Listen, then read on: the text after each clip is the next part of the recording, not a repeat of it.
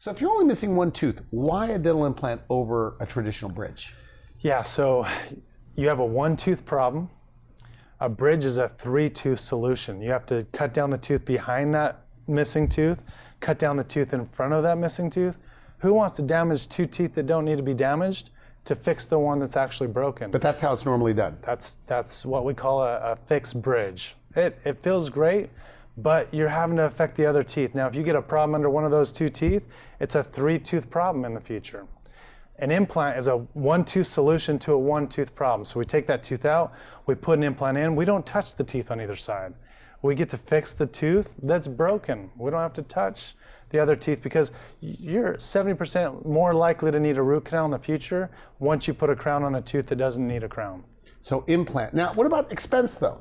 In the long run, it's definitely a lot less expensive to get an implant. Implants are less expensive by far in the long run. Then why doesn't everybody do it? Just that they hear surgery, they hear... You know, so often it comes down to insurance.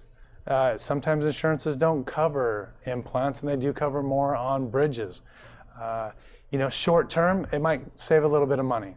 In our office, we give them options, and we tell them, hey, look, this is what your options are. Long term, you're actually going to save money with the implant. How long do bridges last? You know, I've seen bridges that have lasted 30 years. Okay. I've seen them go bad in 5. It's like any crown that you have. If you don't keep it clean at the gum line, cavity gets up underneath it, and you have to replace it. There's no patching a crown. You have to take it off. An implant is just to get your tooth back. So if one of your family members, and I know you have 5 kids. 6 kids. Okay. That if they were of the age, or even a cousin or whatever, they're just missing one tooth, would you always go an implant over a bridge? Yes, always. Always? Always do a bridge. Or excuse me, an implant. Okay. Yes. I always choose an implant because, you know, the only time I would, you know, I still do bridges. I'm not going to lie here. Bridges are great if they already have crowns. The teeth have already been prepared for crowns. They're very price conscientious.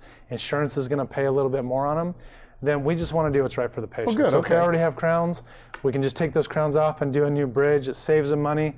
We want to do what's right for them. But if the teeth on either side have never been touched, we want to preserve that tooth structure and not damage those teeth to fix the one that's really broken.